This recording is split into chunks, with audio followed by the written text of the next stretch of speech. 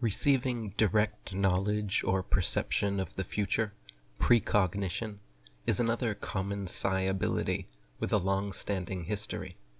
Precognition is usually achieved through prophetic dreams, during deep meditation, or spontaneously received as images in the mind's eye.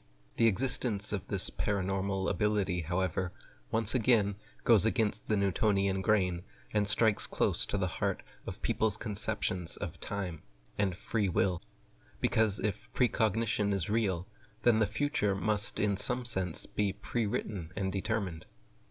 Albert Einstein wrote, "Time is not at all what it seems. It does not flow in only one direction, and the future exists simultaneously with the past. The distinction between past, present, and future is only a stubborn, persistent illusion." David Bohm wrote, "Both in common experience and in physics, time has generally been considered to be a primary, independent, and universally applicable order, perhaps the most fundamental one known to us. Now we have been led to propose that it is secondary, and that, like space, it is to be derived from a higher dimensional ground, as a particular order." And Ervin Laszlo wrote, "When asked to define time, the physicist John Wheeler once replied that time is what stops everything from happening at once. Scientists are still searching for a good definition, because the problem of time is that it doesn't appear to exist." I have personally experienced precognition on a few occasions, but none as amazing or memorable as the following. During college, I had what seemed to be a normal dream, involving myself and my friend wearing our typical attire, talking outside my dorm about what we wanted to do that day. Now, I didn't remember even having the dream until the next day, as my friend and I were approaching my dorm. Every word she said started triggering the clearest, most mind-blowing déjà vu as the dream came flooding back to me. We were both wearing the same clothes I'd envisioned. We were standing in the same place, and every word she said was exactly as I had dreamt. Seizing the opportunity to test and manifest this amazing clarity of déjà vu I was experiencing, I quickly blurted out the entire next sentence that I knew she would be saying, and matched her word for word in real time. Stunned at my simultaneous telepathic mocking, she abruptly stopped talking, and I laughed uncontrollably, trying to explain the whole thing. That and other precognitive experiences forever changed my perception of the arrow of time. If time is truly linear, then we can only remember the past, and cannot in any way remember the future. But if it is impossible to remember the future, then what was my dream? How was I able to vividly see and remember the entire scenario in precise detail the night before it happened? I guarantee anyone who felt my paradigm-crushing déjà vu would agree that this synchronicity was far beyond some quirky coincidence. Michael Talbot wrote, "Even our most ancient writings pay homage to the premonitory power of dreams. As is evidenced in the biblical account of Pharaoh's dream of 7 fat and 7 lean cows, the proximity the unconscious mind has to the atemporal realm of the implicate may also play a role. Because our dreaming self is deeper in the psyche than our conscious self, and thus closer to the primal ocean in which past, present, and future become one, it may be easier for it to access information about the future." David Icke wrote, "One near-death experiencer described what he saw once the filter of human perception was lifted. He talked of seeing the panoramic view of life, everything from the beginning, my birth, my ancestors, my children, my wife, everything comes together simultaneously. I saw everything about me, and about everyone who was around me. I saw everything they were thinking now, what they thought then, what was happening before, what was happening now. There is no time. There is no sequence of events, no such thing as limitation, of distance, of period, of time, of place. I could be anywhere I wanted to be, simultaneously." President Lincoln dreamt of his own assassination a week before he died. British aeronautics engineer J.W. Dunn documented several prophetic dreams come true in his 1927 book, An Experiment with Time. There are even 19 documented cases of people who precognitively saw the sinking of the Titanic. some by passengers who acknowledged their premonitions and survived, others by passengers who ignored their intuition and drowned, and others still by non-passengers. Swedish scientist and mystic Emanuel Swedenborg had a gift for precognition and documented many independently verified examples. One evening, on June 19, 1759, upon arriving at a dinner party in Göteborg, Swedenborg had a vision of Stockholm burning 300 miles away. He told everyone in attendance, including the mayor, about the blazing fire and that it had stopped only 3 doors from his home. The next day, a messenger from Stockholm arrived and confirmed Swedenborg's incredible vision. Dutch psychic Gerard Croiset was well known for the several chair tests he accurately predicted. First, the experimenter randomly selected a chair from the seating plan of some upcoming public event in a large theater, stadium, or auditorium anywhere in the world. There could be no reserved seating to prevent possible collusion or trickery. Then, without telling him the name, the location, or the event, knowing only the date and the seating plan, Croiset consistently gave accurate and detailed descriptions of the people who would be sitting in any given chair. Over the course of 25 years, numerous investigators in Europe and America were stunned by Croiset's accurate predictions, including specifics like gender, dress, features, occupation, and personality. Michael Talbot wrote, for instance, on January 6, 1969, in a study conducted by Dr. Jule Eisenbud, a clinical professor of psychiatry at the University of Colorado Medical School, Croiset was told that a chair had been chosen for an event that would take place on January 23, 1969. Croiset, who was in Utrecht, Holland, at the time, told Eisenbud that the person who would sit in the chair would be a man 5 feet 9 inches in height, who brushed his black hair straight back, had a gold tooth in his lower jaw, a scar on his big toe, who worked in both science and industry, and sometimes got his lab coat stained by a greenish chemical. On January 23, 1969, the man who sat down in the chair, which was in an auditorium in Denver, Colorado, fit Croiset's description in every way but one. He was not 5 feet 9, but 5 feet 9 3/4. Psi researcher Dean Radin highlighted the interesting case of Anne Ring in his Entangled Minds book. She sent him the following in a letter. Many years ago, I had a very strange dream concerning my father. I dreamt that he was decorating the house, the way we do in England, or used to, with paper chains, holly, etc., except the decorations he was using were not the type used for Christmas. Suddenly, he sat down on a chair and collapsed, and he died. I woke up crying so loudly that it woke up my husband. I looked at the clock, and it was exactly 2 a.m. California time. I told my husband the dream, and he just said, "Well, it's nothing. You are always having strange dreams. Go back to sleep." But the dream had disturbed me, and it took a long while for me to get back to sleep. The following morning was Thanksgiving Day, and as I was preparing the meal, the telephone rang, and it was my brother, calling from London, to say my father had died. It was a terrible shock because I had seen him in May of that year, and he was in robust health. In fact, he had not ever been ill or in hospital in his life. I asked my brother when it had happened, and he replied that our stepmother had just called him and told him it had happened at 10 a.m. London time, the exact moment that I had the dream, 2 a.m. California time. By the way, he was putting up decorations because it was his wedding anniversary to my stepmother, and they were going to have a party that night.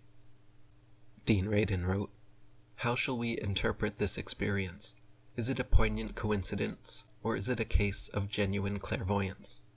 This was the one and only time Mrs. Ring ever had a dream like this, and it contained details and timings that matched real-world events.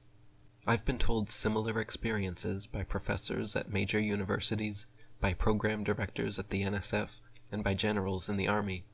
These are not naive people prone to fantasy. They appreciate the difference between meaningless coincidence and genuinely exceptional events."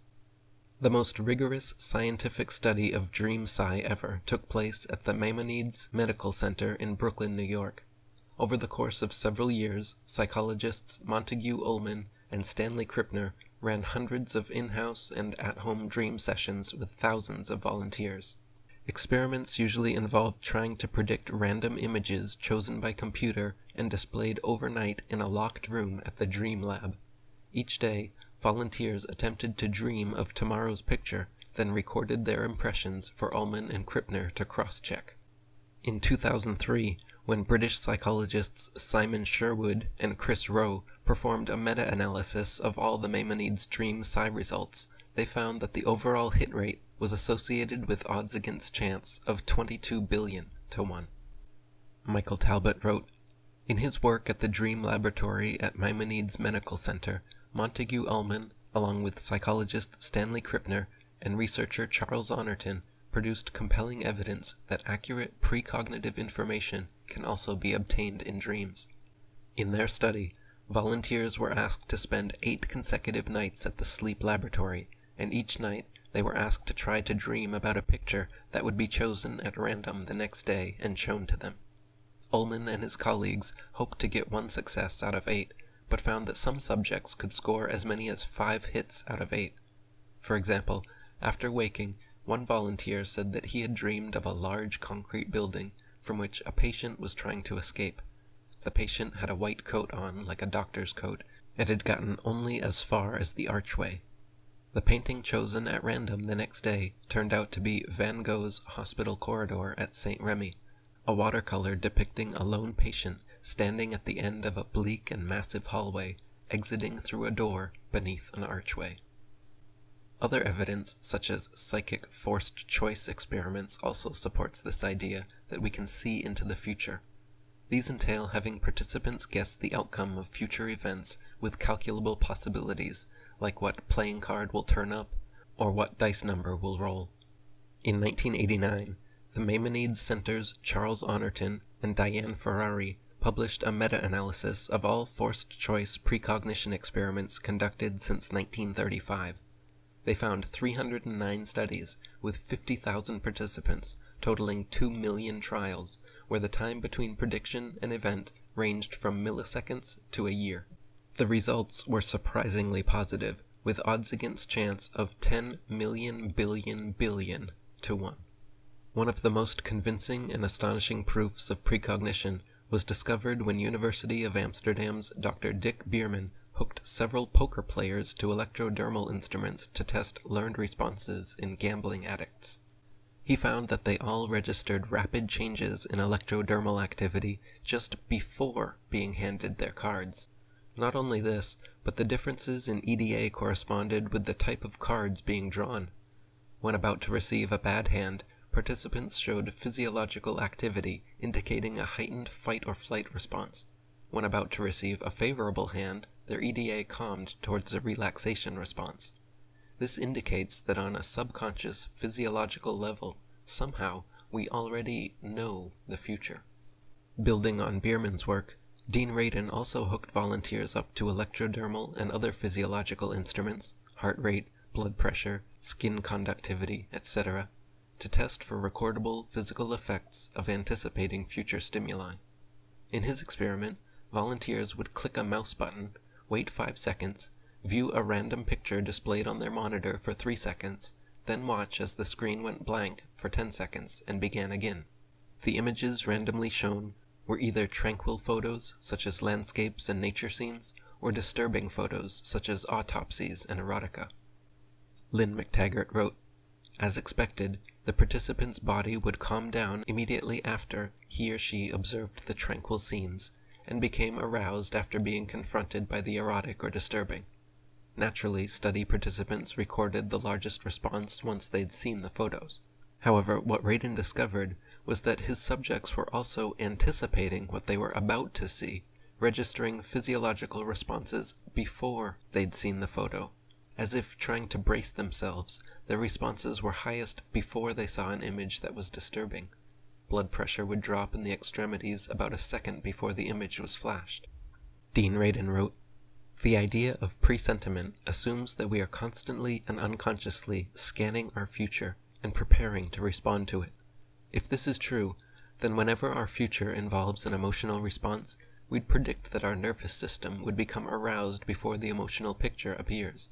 As expected, skin conductance reacted 2 to 3 seconds after the presentation of an emotional stimulus, and the expected differences between the calm and emotional responses were clearly evident.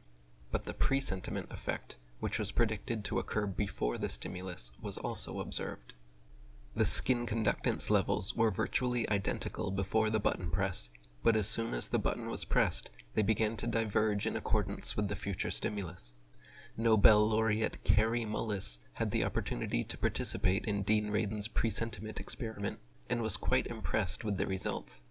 He went on National Public Radio's May 1999 Science Friday program afterwards, stating, "I could see about 3 seconds into the future.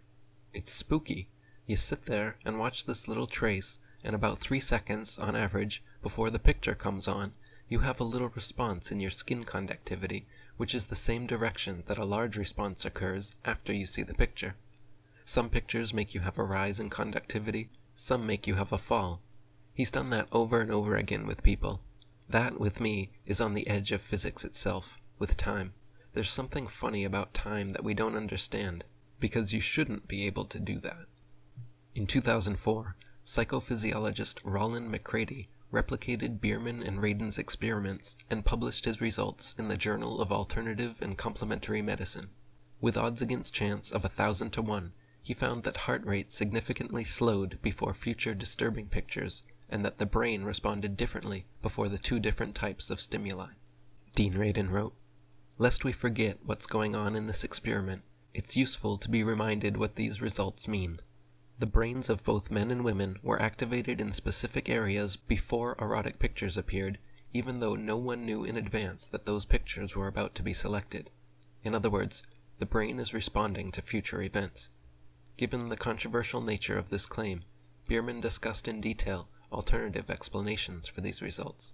He concluded that the fMRI results were valid and in agreement with the other studies based on skin conductance and heart and brain measures.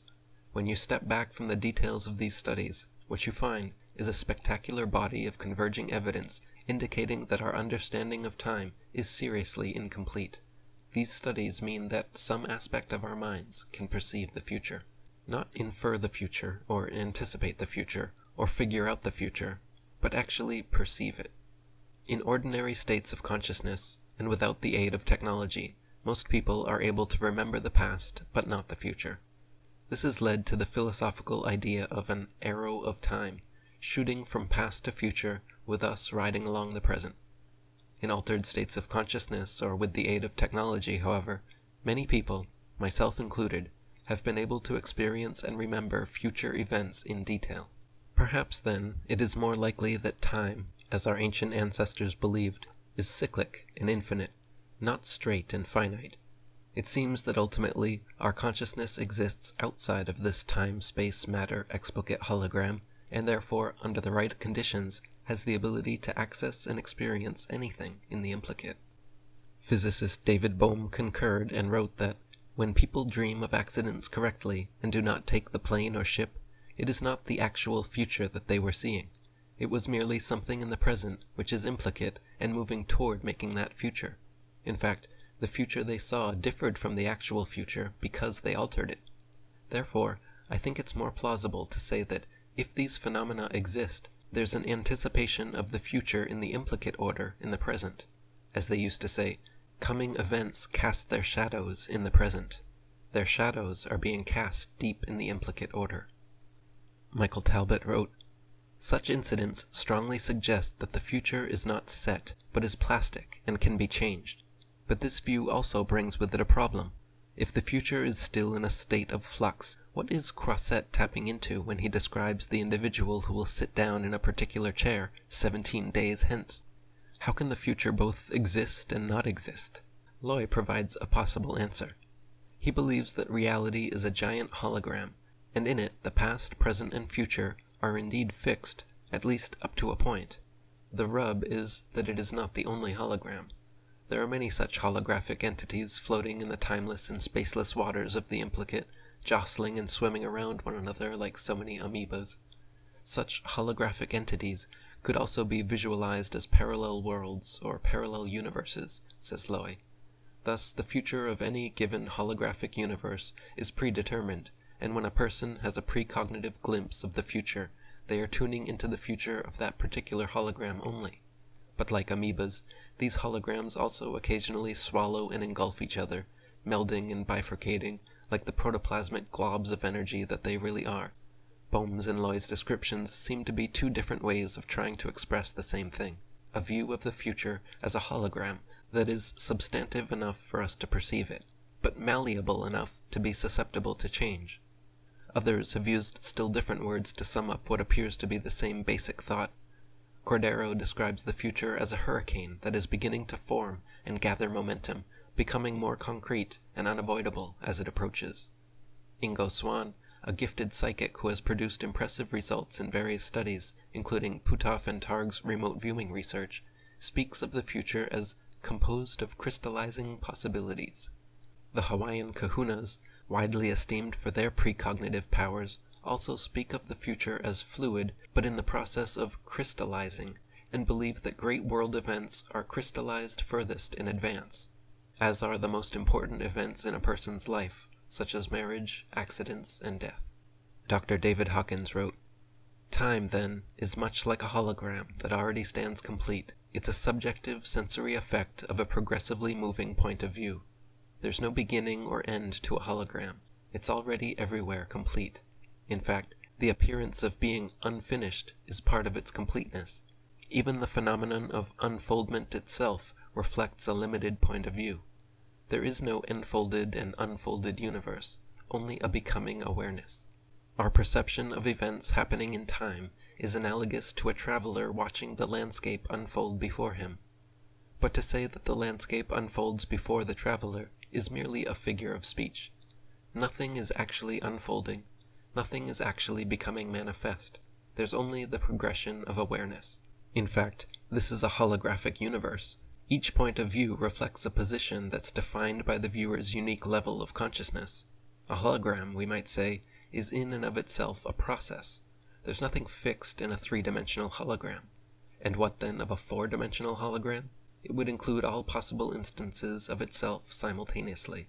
To change seems to be to move through time, but if time itself is transcended, then there's no such thing as sequence. If all is now, there's nothing to follow from here to there.